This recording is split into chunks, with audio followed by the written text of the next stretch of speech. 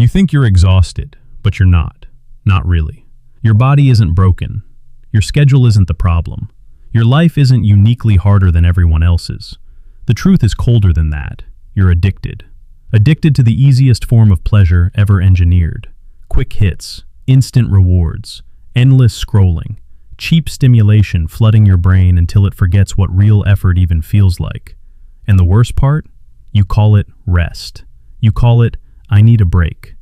No, what you need is control, because right now, you don't have it. You wake up with intentions, but by the time the day actually starts, those intentions have already been negotiated away. Quietly, subtly. You don't even notice it happening anymore. It's automatic. You reach for your phone before you even reach for your purpose. You delay before you begin. You hesitate before you commit. And then, at the end of the day, when everything is quiet and there's no more noise to hide behind, you feel it. That hollow, uncomfortable awareness that you did it again. Another day where you promised yourself more and delivered less. Another day where you said you would change and didn't. And you try to soften it. You tell yourself, it's okay, I'll fix it tomorrow. That word, tomorrow, is your favorite escape. It lets you feel hopeful without requiring you to act. It's a psychological loophole, a delay tactic disguised as optimism. But tomorrow is just a copy of today when nothing changes. And deep down, you know that. That's why the silence at night feels heavy. That's why you can't fully relax, even when you're doing nothing. Because there's a part of you watching, a part of you keeping score, a part of you that knows exactly how capable you are, and exactly how far you're falling short.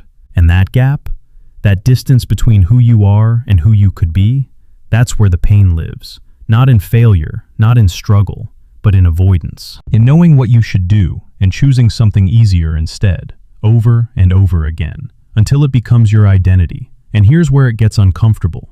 This isn't happening by accident.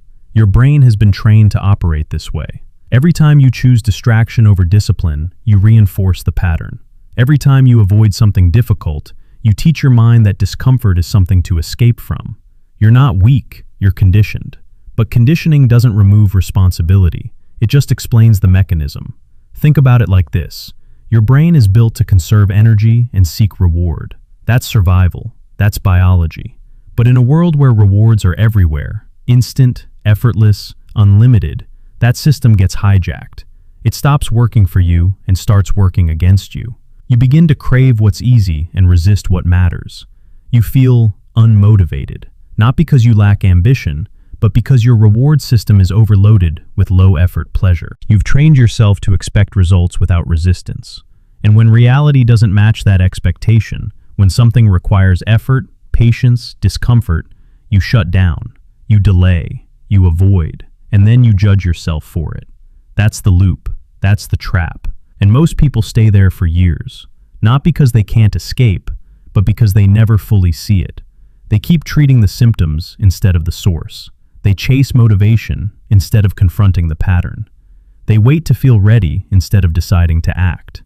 But you're not doing that anymore, not after this, because awareness is where control begins. Once you see the pattern clearly, you can't unsee it. Every distraction becomes obvious. Every excuse sounds weaker. Every delay feels intentional. And that's where the shift starts. Not with a burst of energy, not with a dramatic change, but with a decision. A cold, deliberate decision to stop negotiating with the version of you that wants comfort over growth. You don't need more time. You don't need better circumstances. You need a line. A moment where you say, this pattern ends here. And mean it. Not emotionally, not temporarily, but structurally. Because this isn't about how you feel. It's about what you allow. Right now, you allow hesitation. You allow inconsistency. You allow distraction to take priority over direction. And as long as you allow it, it will continue. So the question isn't, can you change? The question is, are you willing to stop tolerating the behavior that's keeping you stuck? Because once you remove tolerance, everything shifts. You stop giving yourself permission to delay. You stop entertaining excuses. You stop acting like your impulses are commands. They're not. They're signals. And you decide whether to follow them or override them. That's control. That's power. And it starts with honesty. Brutal, uncomfortable honesty. You're not where you want to be because your habits don't support it. Not because of bad luck, not because of other people, but because of repeated choices that prioritize ease over progress. Own that, and you take your power back. Deny it, and you stay exactly where you are. So this is the moment, not tomorrow, not later, now. You see the pattern, you understand the mechanism, you feel the cost. So decide, are you going to keep feeding the version of you that avoids discomfort? Or are you going to start building the one that thrives in it? Because you can't do both. And every choice from this point forward will answer that question, whether you say it out loud or not. You're sitting there, maybe it's early morning, maybe it's late at night. The light from your screen is the only thing cutting through the room.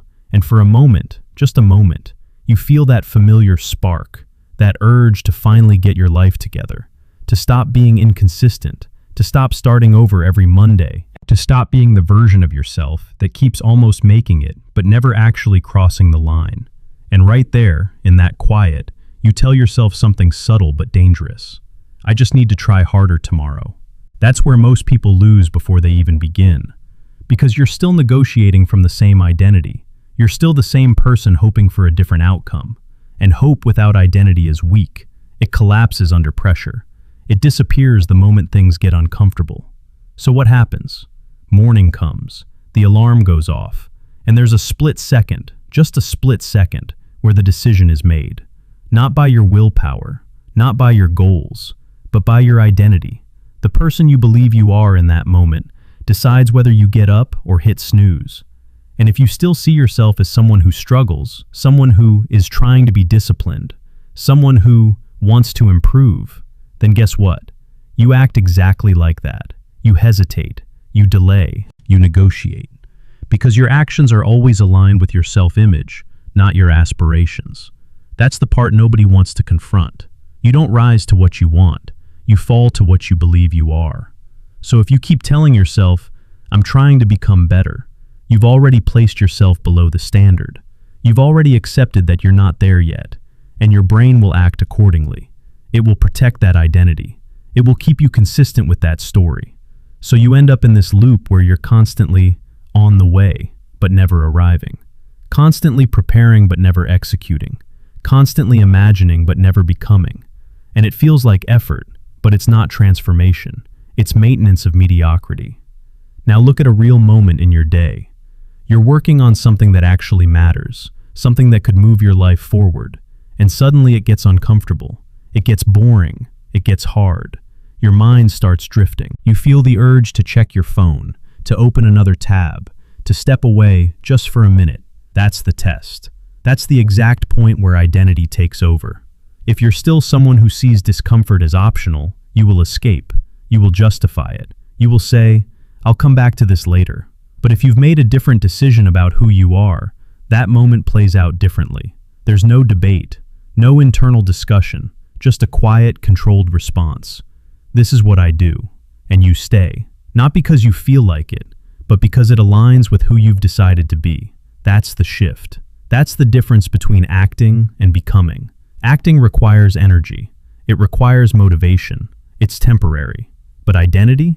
Identity is stable. It's automatic. It removes the need for constant decision-making because the decision has already been made at a higher level.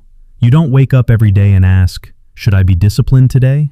That question doesn't exist anymore. Because discipline is not something you do, it's something you are. And once that clicks, everything changes. Your standards rise, quietly, firmly. You stop accepting things that used to feel normal. Wasting time starts to feel uncomfortable. Being inconsistent starts to feel out of place. You begin to experience a kind of internal tension, not because you're failing, but because your current actions don't match your chosen identity. And instead of lowering your identity to match your behavior like you used to, you start raising your behavior to match your identity. That's growth. That's real, sustainable change. But it requires a decision most people avoid. You have to define who you are before you have evidence to support it. You have to say, I am the standard, before you feel like it, before you've proven it, before anyone else believes it. And that's uncomfortable, because your mind will push back. It will say, who are you to claim that? It will remind you of your past failures, your inconsistencies, your unfinished projects. It will try to drag you back into the old identity because that's what it knows. That's what it's used to. But understand this, your past is not your identity. It's just a record of previous decisions, and if you keep using it as a reference point, you'll keep recreating it. So you have to break that link. You have to stop asking, what have I been? And start deciding, what do I stand for now? Because identity is not discovered, it's declared, and then it's reinforced through action. Not perfect action, consistent action. You don't need to be flawless. You need to be aligned. Every time you act in accordance with your chosen identity, you strengthen it. Every time you follow through when it's hard, you make it more real. And every time you fall back into old patterns, you don't collapse, you correct. Immediately, without drama, without self-pity. Because this isn't about proving you're perfect. It's about proving you're committed. So in your real life, in your actual day-to-day routine, this looks simple. But it's not easy. You wake up and you move when you said you would move. You start when you said you would start. You finish what you said you would finish. Not because you're in the mood, but because that's who you are now. And when your mind tries to negotiate, you don't engage. You don't argue. You don't justify. You just execute, over and over again, until the behavior becomes natural, until the identity feels real, until there's no gap between what you say and what you do. And that's when something powerful happens. You stop chasing confidence, because you've built it, not through affirmations, not through hype, but through evidence. Real, undeniable evidence that you are someone who does what needs to be done. And once you have that, you don't need to act like the best. You don't need to convince anyone. You don't need to compare yourself. Because your standard is internal. It's self-defined. It's non-negotiable. And it doesn't depend on how you feel on any given day. It depends on the decision you made and the actions you continue to take to support it. So the question becomes simple. Not easy, but simple. Who are you? Not who do you want to be? Not who were you yesterday? Who are you, right now, in this moment, when no one is watching, when it's just you and your choices? Because that answer will determine everything that follows. And if you're serious about changing your life, then stop waiting to feel ready. Stop waiting for confidence. Stop waiting for the perfect moment. Decide, define your identity, and then step into it, fully, relentlessly, without hesitation. Because once that line is drawn, there's no going back to who you used to be without feeling it, without knowing you're out of alignment. And that awareness, that's your edge. That's what separates people who talk about change from people who actually become it. Here's the part nobody tells you, and it's going to hit different if you're actually paying attention. You don't lack discipline. You've been practicing the wrong one. Let that land. Because every day you wake up and think you're inconsistent, weak, unfocused.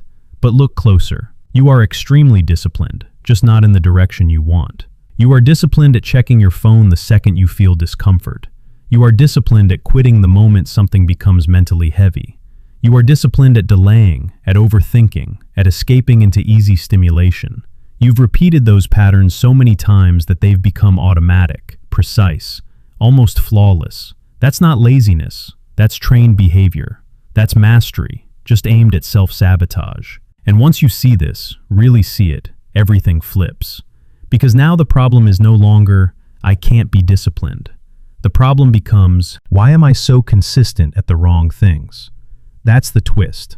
That's the uncomfortable truth most people avoid because it removes their favorite excuse. You don't need to build discipline from scratch. You already have it. You need to redirect it. And that changes the entire game. Because if you can train yourself to avoid work every single day without fail, then you can train yourself to face it with the same consistency. The mechanism is identical. The only difference is the direction of repetition. So, stop waiting for some new version of yourself to appear. Stop thinking you need a personality upgrade before you take action. You don't need more potential. You need to repurpose what's already there. And this is where reality gets sharp. Because now you can't hide behind, I'm trying. Trying is vague. Trying is emotional. Trying allows failure without consequence. But patterns? Patterns are measurable. Patterns are honest. Patterns tell you exactly who you are based on what you repeatedly do. So look at your patterns without flinching. Not what you intend, not what you say. What you actually execute when it matters. That is your real identity, not the one in your head, not the one you post, not the one you imagine becoming, but the one that shows up under pressure, under boredom, under resistance. And here's the second part of the twist. Motivation is not what starts action. Action is what creates motivation. You've been waiting for the feeling to move, when in reality, the movement creates the feeling. That's why you stay stuck, because you've reversed the order. You think, once I feel ready, I'll begin. But readiness is a result, not a requirement. The people you look at and think are motivated aren't acting because they feel good. They feel good because they act. They've conditioned their brain to associate action with progress, and progress with reward. You've conditioned yours to associate avoidance with relief, and relief with reward. Same brain, different wiring. So when you sit down to do something difficult and your mind starts resisting, that's not a signal to stop. It's a signal that you're at the exact point where rewiring begins. That discomfort you keep escaping, that's the doorway. Not something to avoid, something to move through. And every time you choose to stay instead of escape, you're not just completing a task, you're reprogramming your response to reality. You're telling your brain, we don't run anymore. And it adapts, slowly at first, then faster. Because the brain doesn't care about your goals, it cares about your patterns. It strengthens what you repeat. So if you repeat avoidance, it strengthens avoidance. If you repeat execution, it strengthens execution. Neutral, mechanical, unemotional. That's the system you're operating in, whether you acknowledge it or not. And once you understand that, you stop taking your feelings so seriously. You stop treating discomfort like a command. You start seeing it for what it is, a temporary signal that you're stepping outside your current conditioning. And instead of backing off, you lean in. Not recklessly, not emotionally, but deliberately.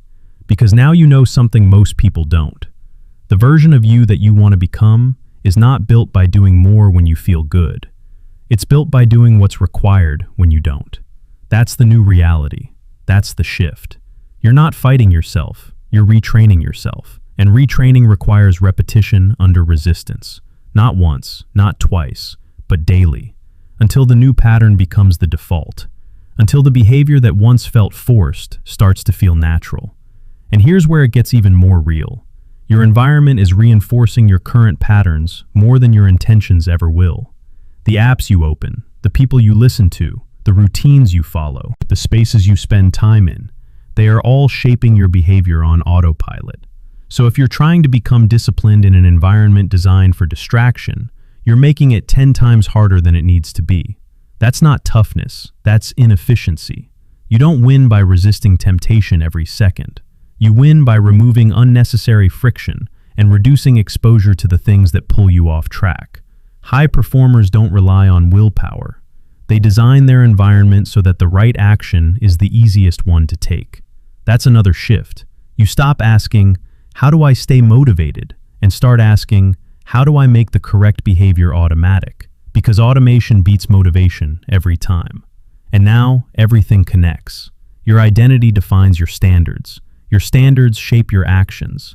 Your actions create your patterns. Your patterns rewire your brain. And your brain reinforces your identity. It's a loop, either upward or downward. And you've been stuck in a downward loop not because you're incapable, but because you've been unconsciously reinforcing it. So now you break it, consciously, intentionally. You don't wait for a perfect day. You start with the next decision, the next moment where you would normally escape, and you don't. That's it.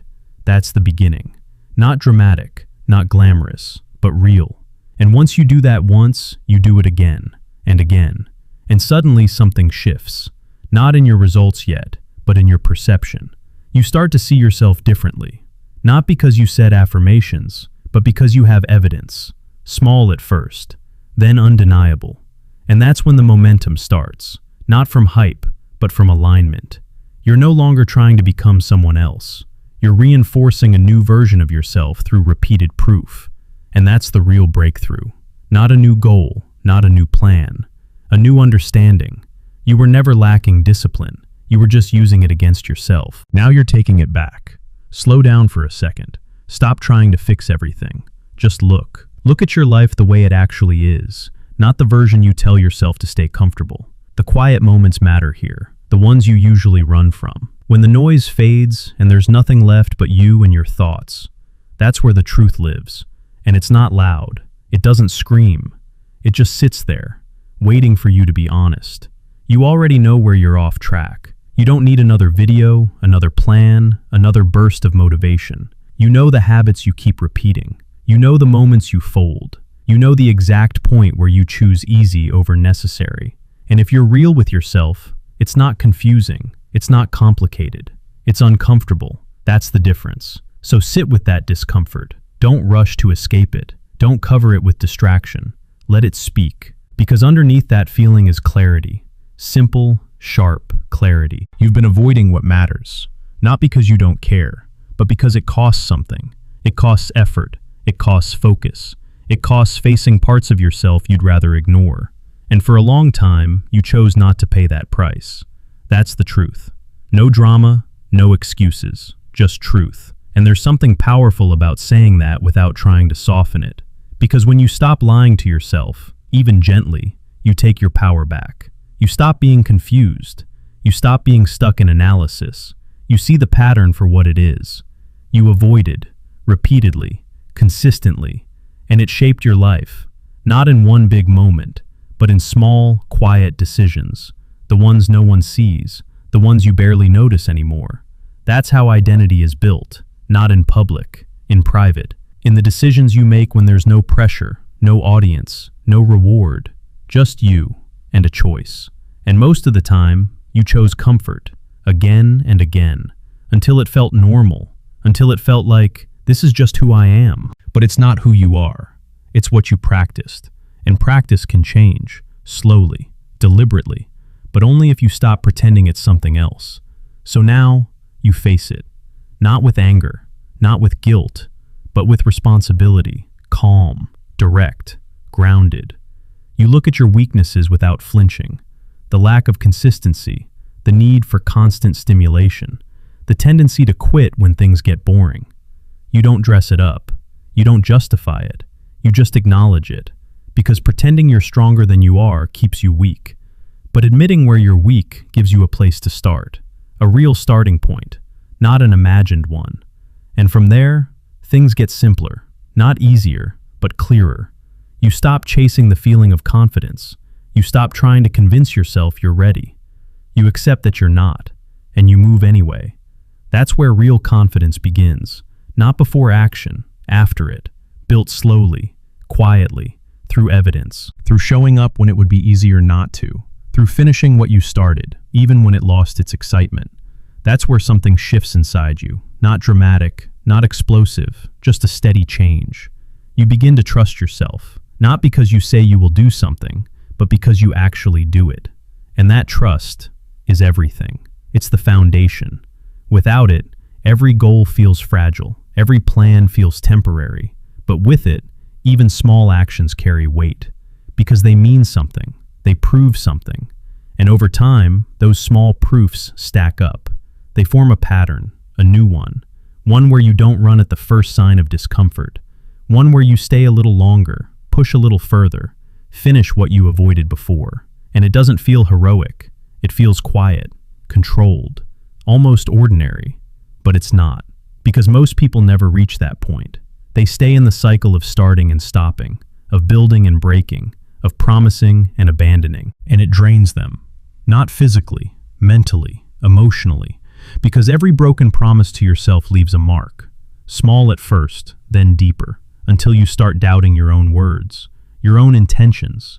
That's the real damage, not failure, but self-distrust. And rebuilding that trust takes time. It takes consistency. It takes doing what you said you would do, even when no one is watching, especially when no one is watching. That's where it counts. That's where identity is rebuilt, quietly, brick by brick, action by action. No shortcuts, no hacks, just repetition, honest repetition. And as you do that, something else fades.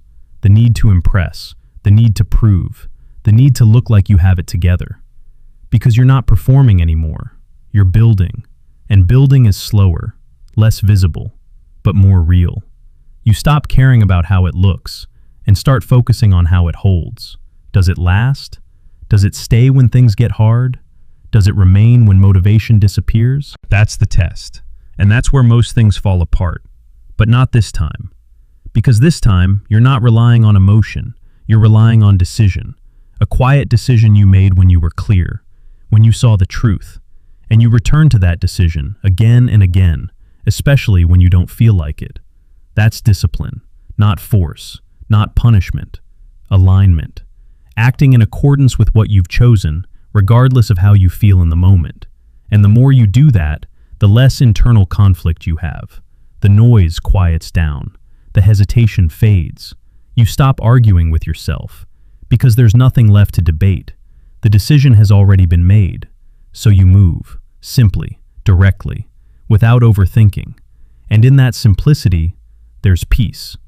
Not the kind that comes from avoiding problems, but the kind that comes from facing them, from knowing you're not running anymore, from knowing that when something matters, you show up, fully, honestly, consistently. And that feeling, it's different. It's not loud. It doesn't need to be. It's steady, grounded, real. And once you feel it, even a little, you don't want to go back. Because you realize something important.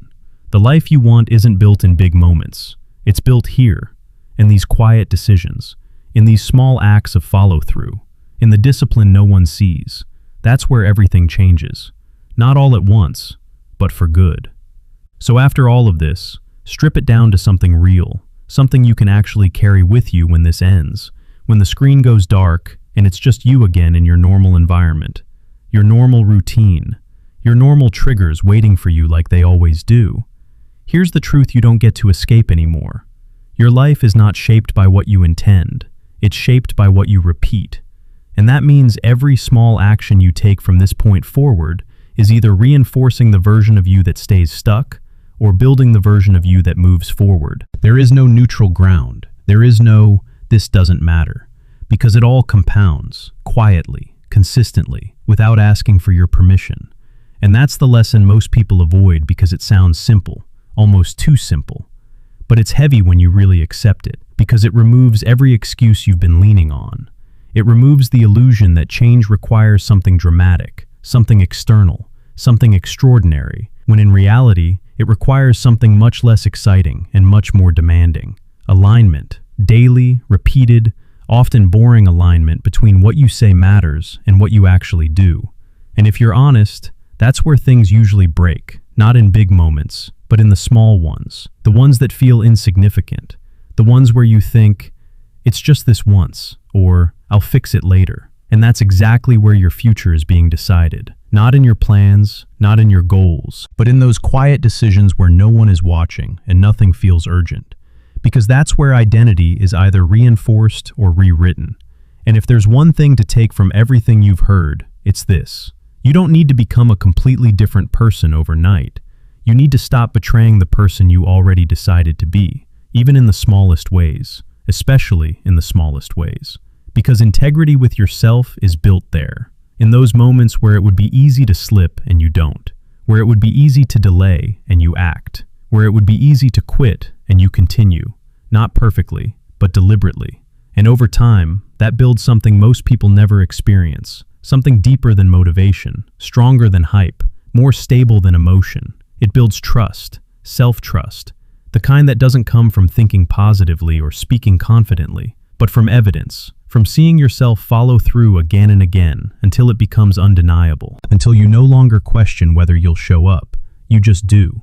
And when you reach that point, everything changes, not because your life suddenly becomes easier, but because you become more reliable, more consistent, more aligned. And that changes how you approach everything. Your work, your habits, your standards, your time. You stop negotiating with distractions. You stop entertaining excuses. You stop needing constant reminders of what you should do because it's already embedded in how you operate. And that's when progress stops feeling like a struggle and starts feeling like a direction.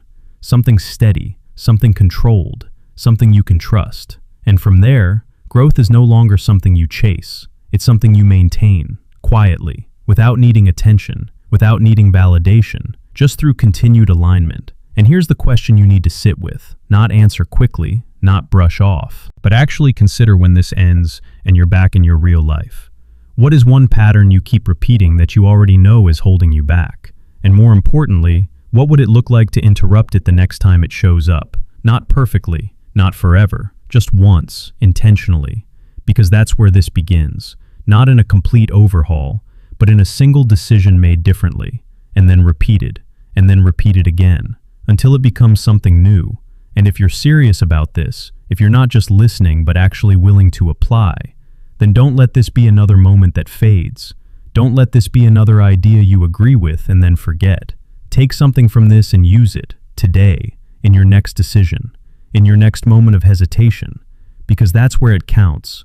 And if you want to keep building this, if you want reminders like this, perspectives that cut through the noise and bring you back to what actually matters, then stay connected. Subscribe not because you need motivation, but because you're choosing to stay in an environment that reinforces growth, that reminds you of your standard, that keeps you aligned when things get easy again. Think of it less as following content and more as choosing your direction, choosing what you expose your mind to consistently, because that shapes you more than you realize. And if you're going to build something real, something lasting, then you don't do it once, you do it daily, and you don't do it alone. You surround yourself, even digitally, with signals that point you back to who you decided to be. So take the step, stay with it, and prove it to yourself, not in words, but in what you do next.